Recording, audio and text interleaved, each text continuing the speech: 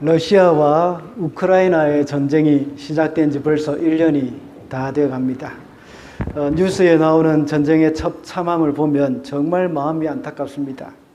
우크라이나에 많은 기반 시설이 파괴되고 건물이 부서졌습니다. 거기에다가 이제 민간 거주지에도 미사일을 발사하여서 피해를 낳고 있습니다. 몇 주 전에 러시아 병사의 시체를 찍어 놓은 사진들이 많이 올라왔었는데, 어디 러시아 병사들 뿐이겠습니까? 우크라이나 병사들도 얼마나 많이 죽었겠습니까? 어떤 일이 있어도 전쟁은 일어나면 안 된다는 생각을 하게 됩니다. 지난주에 초에는 또 튀르키예와 시리아에 큰 지진이 일어나서 2만 4천 명이 넘는 참 아까운 생명들이 죽었습니다. 앞으로 점점 더 사망자가 늘어나서 어떤 사람들은 10만 명까지 될 것이라는 예측도 하고 있습니다. 이런 지진과 같은 재해는 사람의 힘으로는 어찌할 수 없는 것입니다. 그러나 전쟁은 사람이 일으킨 겁니다. 죄악돼서 무고한 생명이 죽어가고 있는 것 아닙니까? 이런 지긋지긋한 전쟁을 보면서 많은 사람들은 전쟁이 빨리 끝나기를 원하는 그런 마음은 참 모두가 동일할 것입니다. 어떻게 보면 우크라이나 측에서는 너무나도 억울한 일이 됩니다. 평화롭게 살아가고 있는 자기 나라에 러시아가 쳐들어와서 땅을 빼앗으려고 하는데 가만히 지켜보면서 빼앗길 나라는 아마 없을 것입니다. 러시아가 가해자이고 우크라이나는 피해자의 입장입니다. 이런 상황에서 화해를 하려면 가해자가 먼저 전쟁을 멈추고 피해를 준 것에 대한 보상과 손을 내밀어야 합니다. 지금 이 상황에서는 전혀 그럴 가능성은 없어 보입니다. 피해를 입은 그 우크라이나가 힘이 아주 세워져서 러시아에게 큰 보복을 할 수 있는 위치에 있을 경우에 러시아는 화해를 요청할 수도 있습니다. 그러나 이러한 상황은 나라와 나라끼리뿐만 아니라 참 사람과 사람 사이에서도 일어나는 일입니다. 사람이 사는 곳이라면 어디서나 일어날 만한 그런 일입니다. 오늘 본문에서는 가장 가까운 관계인 형제들끼리도 일어나고 있는 것을 보게 됩니다. 요셉은 아무 잘못도 없이 10명의 형님들에게 일방적으로 당했습니다. 그래서 이집트까지 팔려와서 온 고생을 다 했습니다. 요셉은 마침내 세계 최고의 강대국의 총리가 되었습니다. 그리고 요셉을 팔아버렸던 형들은 약 20년의 세월이 흘러서 요셉 앞에 나와서 무릎을 꿇었습니다. 물론 이들은 스스로 화해를 해야 한다는 마음도 없었습니다. 그리고 앞에 앉아있는 이집트의 총리가 그들이 팔아버린 동생 요셉이라는 사실도 모릅니다. 그러나 요셉은 형들을 알아보았습니다. 요셉은 사과를 받아야 하는 입장이고 형들은 용서를 빌어야 하는 입장입니다. 물론 요셉을 볼 때에 이미 용서했다는 것을 우리가 알 수가 있습니다. 그러나 형들의 변화된 모습을 요셉은 보고 싶어 했던 겁니다. 이런 모든 상황을 하나님이 이끌어 가셨고 이러한 하나님의 섭리 속에서 요셉은 아주 신중하게 형들과의 화해의 과정을 밟아가는 것을 볼 수가 있습니다. 오늘은 우리가 하나님의 그 오묘하신 섭리와 요셉의 섬세하고도 신중한 그런 행동을 통해서 화해의 과정이 어떻게 진행되는가를 배울 수가 있습니다. 그래서 오늘은 화해의 길이라는 제목으로 말씀을 살펴보겠습니다. 첫째로 화해를 위해서 잘못한 일에 대해서 대면을 해야 합니다. 1절과 2절입니다. 야곱은 이집트에 곡식이 있다는 말을 듣고서 아들들에게 말하였다. 얘들아, 왜 서로 얼굴들만 쳐다보고 있느냐? 야곱이 말을 이어갔다. 듣자 하니 이집트에 곡식이 있다고 하는구나. 그러니 그리로 가서 곡식을 좀 사오느라. 그래야 먹고 살지. 가만히 있다가는 굶어 죽겠다. 요셉이 총리가 되고 풍년이 왔을 때에 그 곡식을 사들여서 저장을 해놓았습니다. 그렇게 해서 7년 동안 큰 풍년이 지나가고 그 다음 해부터 흉년이 들기 시작했습니다. 그 흉년은 이집트에만 온 것이 아니라 온 세상에 다 이 흉년이 들어왔던 겁니다. 가나안 땅에도 예외는 아니었습니다. 우리는 창세기를 통해서 가나안 땅에 흉년이 온 것을 여러 번 보았습니다. 아브라함 때도 그랬고 또 이삭 때도 그렇게 했습니다. 그리고 야곱 때에도 이런 기근이 오게 되었던 것입니다. 기근이 점점 더 심해지고 있었습니다. 식량이 점점 더 바닥을 드러내는 상황입니다. 그런 가운데 이집트에는 식량이 많다는 소식을 들었습니다. 그런데 야곱의 아들들은 이집트에 식량을 구하러 갈 생각을 하지 않고 있었던 것입니다. 그래서 방금 읽은 본문을 볼 때 야곱은 이집트로 식량을 사러 갈 생각지도 않은 그 아들들을 향해서 책망의 말을 하고 있는 겁니다. 왜 이렇게 이집트로 식량을 사러 가려고 하지 않았을까요? 물론 멀기도 합니다. 예, 다녀오게 되면 많은 세월이 걸리기 때문에 쉽게 발걸음이 떨어지지 않았을 수도 있습니다. 그리고 이집트로 가는 길이 굉장히 위험하기 때문이기도 합니다. 흉년이 깊어갈수록 어떻습니까? 도둑대나 강도떼들은 점점 더 늘어가죠. 그래서 먼 길을 여행하는 그런 큰 위험을 감수해야 합니다. 이런 이유로 야곱은 형들만 보내고 자신의 생명과 같은 베냐민 막내 아들은 보내지 않았습니다. 그래서 오늘 본문 4절을 보면 야곱은 요셉의 아우 베냐민만은 형들에게 딸려 보내지 않았다. 베냐민을 같이 보냈다가 무슨 변이라도 당할까 보아 겁이 났기 때문이다 라고 말하고 있습니다. 그만큼 이집트로 가는 길이 위험하다는 것을 알고 있었다는 것입니다. 그리고 또 다른 이유가 하나 더 있습니다. 그것은 요셉의 형들에게는 이집트라는 그런 말만 들어도 뭔가 거리끼는 것이 있었기 때문입니다. 이집트라는 나라는 그들이 팔아버린 요셉이 간 곳입니다. 요셉을 잃은 후 그의 아버지 야곱은 더욱더 베냐민에게 집착을 했고 그의 아들 요셉을 잊지를 못했습니다. 자연히 그의 집의 분위기는 항상 어두웠고 요셉의 형들은 늘 그때 일이 후회스럽기만 했을 것입니다. 차라리 속 시원하게 아버지 요셉은 죽지 않았어요. 우리가 요셉을 이집트에 팔아버렸는데 제가 다시 데려오겠습니다 라고 말을 하고 싶었을 것입니다. 그러나 그의 형제들은 결코 그렇게 할 수 없었죠. 10명의 형제들이 있으면 10명의 의견이 다 다릅니다. 그러니 쉽게 의견의 일치를 볼 수 없고 그때의 죄를 계속 묻어두고 살았던 것입니다.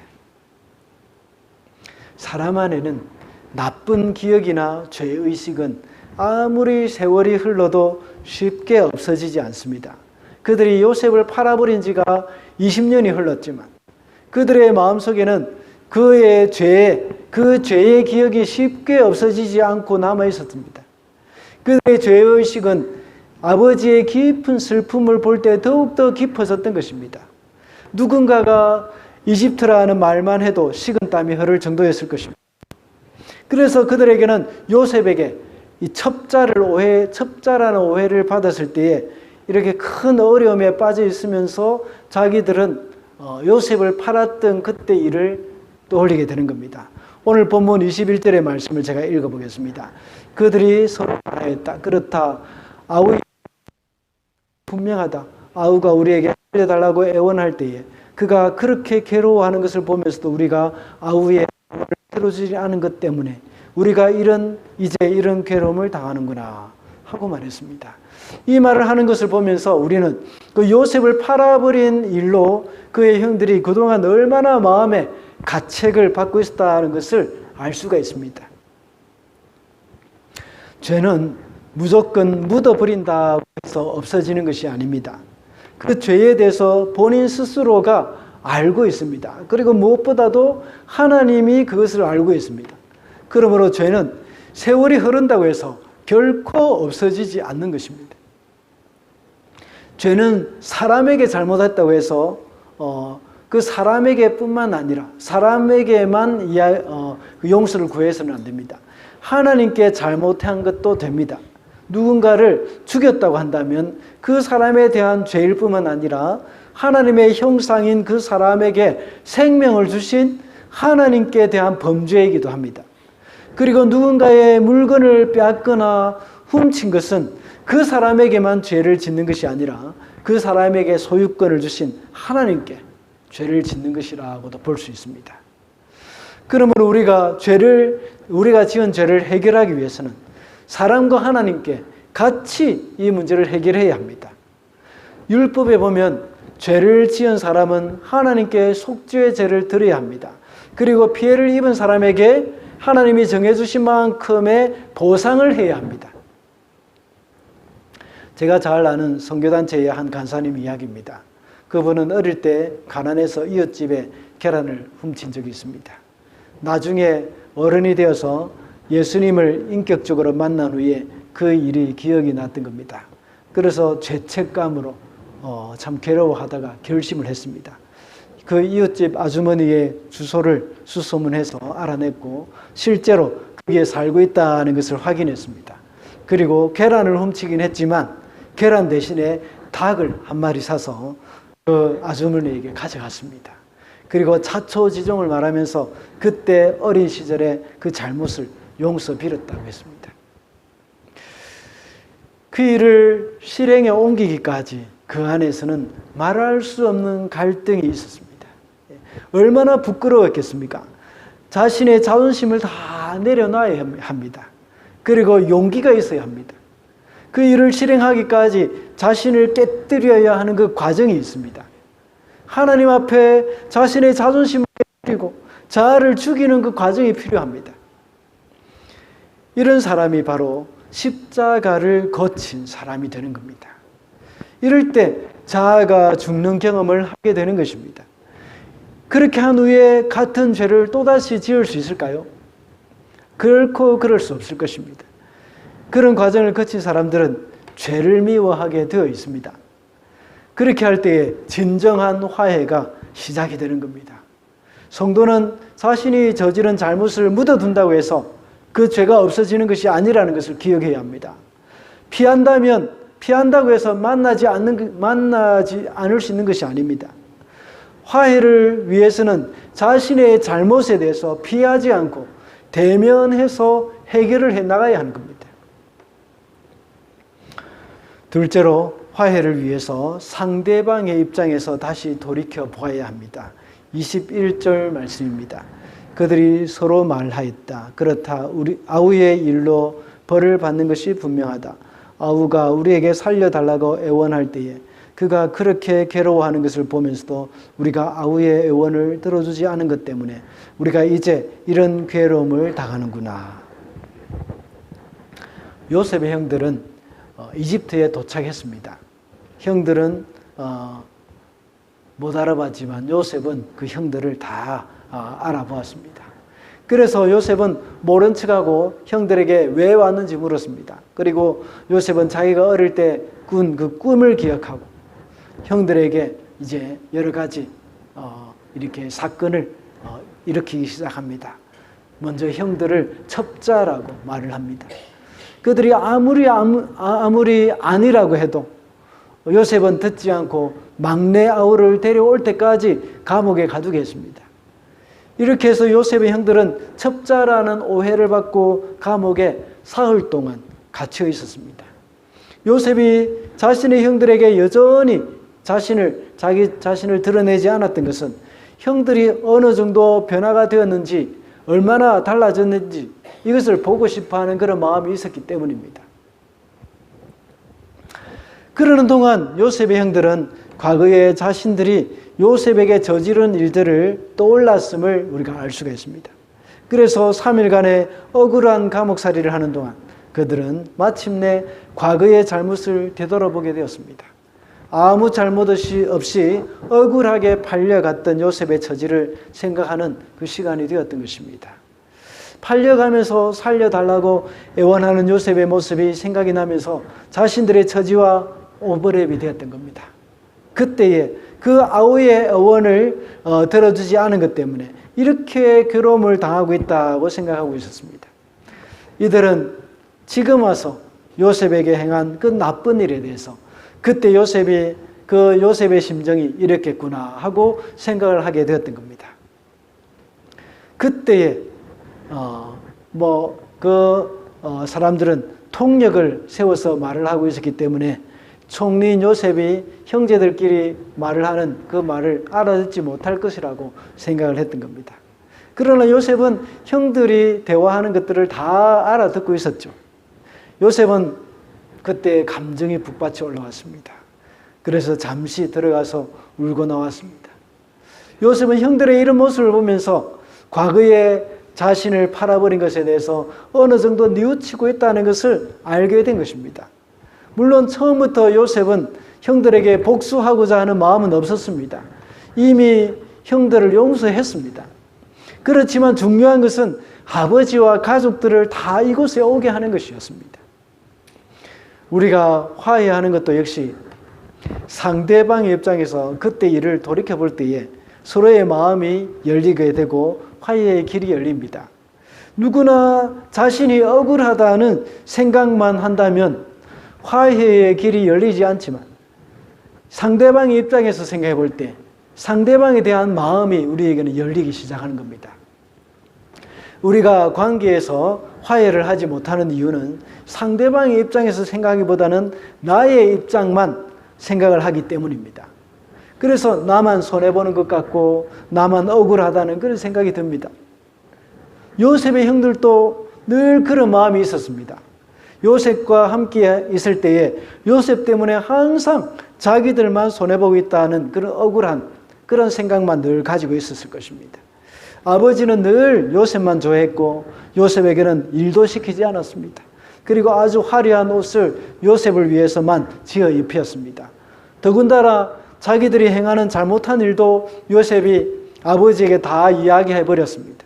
그때 아버지에게 혼이 난 그런 일을 생각하면 더욱더 그런 마음이 요셉에 대한 피해의식, 이런 마음, 자기는 억울하다 하는 그런 마음들이 늘 들었을 것입니다.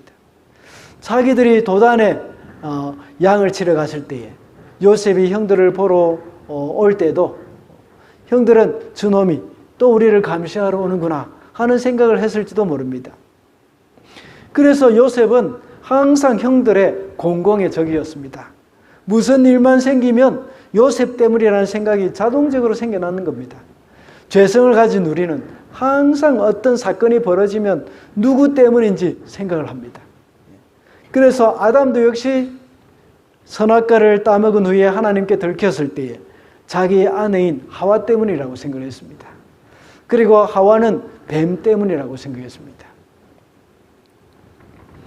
건강하지 못한 관계나 또 건강하지 못한 공동체에는 항상 한 사람의 희생양을 찾게 되어 있습니다.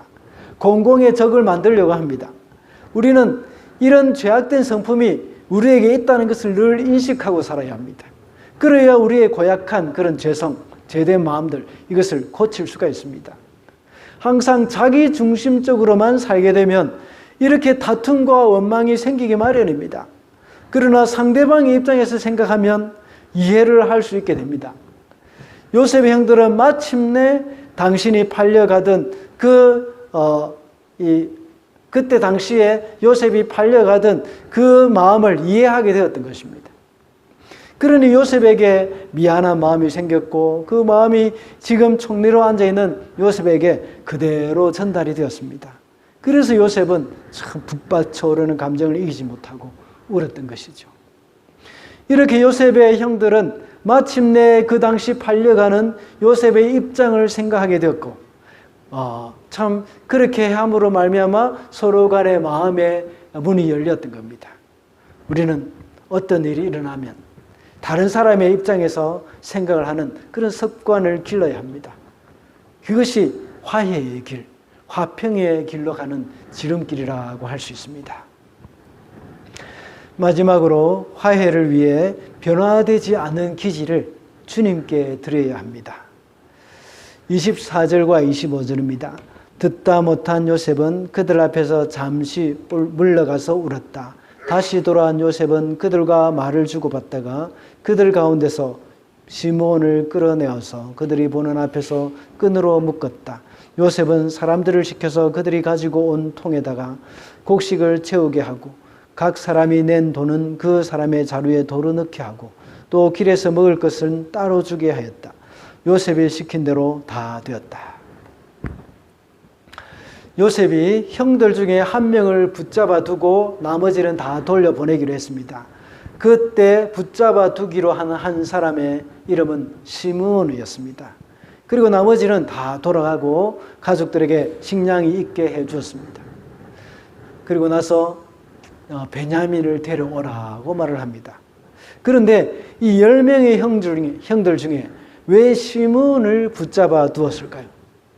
제일 큰 형 루벤도 있을 것이고 또 지혜로운 넷째 형 유다도 있었을 텐데 하필이면 시므온이었습니다. 왜 그럴까요? 창세기 34장에 보면 디나가 세겜 땅에서 추장들에게 아주 몹쓸 짓을 당한 적이 있었습니다. 그때 시므온은 레위와 함께 세겜 성에 있는 모든 남자들을 다 죽이면서 잔인한 복수극을 벌인 적이 있습니다. 시므온의 기질이 바로 그런 사람이었기 때문입니다. 시므온은 형제들 중에 가장 기질이 강한 사람이었습니다. 그렇기 때문에 어릴 때부터 시므온을 잘 알고 있던 요셉은 시므온을 붙들어 놓았던 것입니다. 시므온은 마치 시한폭탄과 같은 사람이었습니다. 만약 이렇게 강한 기질을 가진 시므온을 형제들과 함께 있도록 놔둘 경우에 또 다른 어떤 일이 일어날지 알 수 없기 때문입니다. 잠시 3일 동안 갇혀 있는 동안 그 형들은 뉘우치고 있었습니다. 그런데 갑자기 시므온의 그 인간적인 생각으로 말미암아서 또다시 형들을 선동한다면 그들은 어리석은 일을 자초할 수도 있습니다. 항상 이 선동을 잘 당하는 부분은 어떤 것인가 하면 부정적인 부분들, 그것을 이야기할 때에 참 많은 사람들은 쉽게 선동을 당하는 경향이 있습니다. 바로 시므온이 그런 성향을 가진 사람입니다. 아주 부정적인 것을 가지고 부정적인 영향을 줄 수 있는 그런 성품을 가진 사람이었기 때문입니다. 항상 시므온은 다 된 밥에 죄를 뿌리는 그런 역할을 했던 인물입니다. 그래서 시므온을 붙잡아 두는 것이 가장 지혜로운 방법이었던 것입니다. 우리 속에도 시므온과 같은 것이 있습니다. 그것은 우리가 십자가로 인하여서 변화되지 않은 그런 기질입니다. 이렇게 변화되지 않은 기질은 하나님과 항상, 사람과 항상 불화를 일으키게 되어 있습니다. 그래서 우리 속에 있는 시므온을 주님께 드려야 합니다. 그래서 주님의 십자가에 못을 박아버려야 하는 겁니다. 이것이 바로 육체의 소욕입니다. 갈라디아서 5장에는 성령의 열매와 육체의 소욕에 대해서 나옵니다. 그 중에 원수 맺는 것, 분쟁, 시기와 분냄, 당 짓는 것과 분열, 이런 것이 다 육체의 소욕이라고 했습니다. 이런 것들은 다 어떻습니까? 시므온에 속한 기질입니다. 그러나 성령의 열매 중에는 화평의 열매가 있습니다. 우리 속에 있는 시므온과 같은 기질을 십자가에 못 박고 성령님의 은혜로 이런 화평의 열매를 맺어가야 하는 겁니다. 시므온과 같은 기질은 항상 복수를 해야 한다는 생각을 가지고 있습니다. 우리가 손해를 보기는 참지 못합니다. 그래서 몇 배를 갚아줘야 속이 풀립니다. 그래서 자기 누이 디나를 욕보였기 때문에 세겜 남자들을 모조리 다 죽여버리고 그 성에 있는 것들을 다 약탈해 왔습니다. 이런 일을 한 것에 대해서 야곱이 책망했습니다. 그래서 말하기를 세겜 사람들이 우리 누이를 창녀와 같이 취급했는데 그냥 있으라 말입니까? 하고 대답을 했습니다. 이렇게 당하고는 살지 못하는 사람이었습니다. 이런 기질을 또 누가 가지고 있었습니까? 창세기 4장에 나오는 가인의 후손 라멕이 가지고 있었습니다. 라멕은 자기의 잔인함을 그의 아내에게 자랑 삼아 노래를 지어 불렀습니다. 나의 상처로 말미암아 내가 사람을 죽였고 나의 상함으로 말미암아 소년을 죽였도다. 가인을 위해서는 벌이 7배일진데 라멕을 위해서는 벌이 77배 이리로다 라고 말했습니다. 이런 모습들이 거듭나지 못한 자의 모습이고 거듭나지 못한 기질이라고 할 수 있습니다. 예수께서는 화평케 하는 자는 복이 있나니 저희가 하나님의 아들이라 일컬음을 받을 것이라고 했습니다. 우리 속에는 한마디도 지기 싫어하는 그런 마음이 있습니다. 그래서 따박따박 말대꾸를 하면서 되어들기도 합니다. 내가 이번에는 기필코 갚아줘야 하겠다 하는 그런 생각을 하게 됩니다. 그래서 손해보고는 결코 견디지 못하는 그런 마음이 있습니다. 제가 오클랜드에서 사역할 때에 교역자 중에 한 명이 공항버스를 타기 위해서 미리 예약을 했습니다. 그런데 공항버스는 본래 도착하기로 한 시간보다 먼저 도착해 와서 또 예정 시간보다 먼저 출발해 버렸습니다. 그래서 그 교역자는 버스를 놓쳐버리고 말았습니다. 화가 나서 당장 버스 회사에 연락해가지고 컴플레인을 하고 버스비를 돌려받았습니다. 그리고 교역자끼리 이야기하면서 또 식사하고 있을 때 그 무용담을 이야기하면서 의기양양하게 이야기했습니다. 그럴 때 이 교역자들도 그냥 넘어가면 안 된다고 했습니다. 그러면서 항의를 하고 꼭 돌려받아야 한다. 그대로 놔두면 또 그런 일이 벌어질 것이다 하면서 막 맞장구를 쳤습니다. 그럴 때 담임 목사님이 대답했습니다. 그렇게 하는 것이 맞긴 하지만 사람들 중에 아주 착하고 순해서 그냥 넘어가는 사람들도 있어. 그런데 정말 이렇게 항의하는 사람들만 돌려받을 수 있다는 것이 너무 안타까운 일이야 하고 대답을 하셨습니다. 그런데 이것이 죄악된 세상을 살아가는 삶이기도 합니다. 우리 성도들은 이런 세상에서 살아남아야 하는 사람들입니다. 다른 사람들이 나에게 서운한 말을 할 때도 있습니다. 그럴 때 나도 한번 받아쳐서 복수를 하고 싶은 마음이 생깁니다. 그러나 만약 그렇게 한다면 그 사람과의 관계에 금이 갈 수도 있습니다. 그래서 어찌하지 못하고 그냥 혼자 삭히고 넘어가는 그러한 때도 있습니다. 그렇게 함으로 내 속에 있는 시므온을 한번 죽일 수 있다면 그것은 참 잘한 일입니다. 참 잘했어요 하고 이제 스스로에게 한번 칭찬해 주시기 바랍니다. 맞서서 싸우거나 자신의 논리를 펴서 자기가 원하는 쪽으로 이끌고 갈 수도 있지만 내 속에 있는 시므온이 살아나지 못하도록 하기 위해서 참을 때 그것은 하나님이 기뻐하시는 일이 되는 겁니다. 우리 성도들은 정의사회를 구현하기 위해서 참 투쟁해서 쟁취하는 그런 것이 옳은 일일 수도 있습니다. 그리고 이치에 맞지 않는 일을 보면 따지고 바로잡아야 할 수도 있습니다. 그렇지만 그것으로 인하여서 나 자신 안에 있는 시므온의 기질이 살아나지 않도록 조심해야 합니다. 우리의 의사를 표현할 때 항상 온유하고 겸손함으로 해야 합니다. 사도 바울은 디모데에게 말하기를 온유함으로 징계하라 하고 말을 합니다. 무언가를 훈계하고 징계할 때에는 자칫 잘못하면 우리 속에 있는 시므온이 튀어나올 때가 있습니다. 우리 속에 있는 시므온은 기회만 되면 살아나려고 꿈틀거립니다. 여러분 두더지 게임 아십니까? 요즘 또 이 게임이 있나요? 우리 한국에서 온 친구들, 한국에 요즘 두더지 게임 있나요? 잘 모릅니까? 인터넷 게임만 합니까? 이 두더지 게임을 보면 게임기가 있는데 거기에 이제 두더지의 머리가 여러 개 나와 있습니다. 게임을 시작하면 두더지 머리가 막 올라오죠. 그럴 때 망치를 가지고 두더지를 머리를 때립니다. 그러면 두더지는 들어갑니다. 그런데 한번 들어갔다고 해서 안심하면 안 됩니다. 곧 다시 올라옵니다. 이 두더지는 처음에는 천천히 올라오지만 시간이 갈수록 그 올라오는 속도가 빠릅니다. 그러다 보면 정신없이 때리죠. 때려도 자꾸만 올라옵니다. 더 이상 올라오지 못하게 하는 방법 딱 한 가지 있습니다. 뭐겠습니까? 전원을 꺼버리면 됩니다. 아무리 두들겨도 또다시 올라오고 또다시 올라오는 두더지와 같이 우리 속에 있는 시므온도 역시 계속해서 살아나오려고 합니다. 전원을 죽여버리면 더 이상 올라오지 않는 것과 같이 우리의 자아도 역시 예수 그리스도와 함께 십자가에 못 박혀 죽어야 합니다. 이렇게 우리 속에 있는 시므온을 주님께 드릴 때에 우리는 화해할 수 있습니다. 만약에 시므온이 풀려나서 형제들과 함께 가나안으로 돌아가면서 우리 이대로 억울해서 안 되겠어. 어떻게 아무 잘못도 없는 우리를 3일 동안이나 가둬놓을 수가 있냐고 하면서 또다시 복수의 칼을 갈게 된다면 어떻게 될까요? 더 이상 요셉과의 화해는 할 수 없습니다. 그러므로 화해를 위해서는 우리 속에 있는 시므온과 같은 그 변화되지 않는 기질, 이것을 주님께 드려야 하는 것 우리가 잊어서는 안 되겠습니다.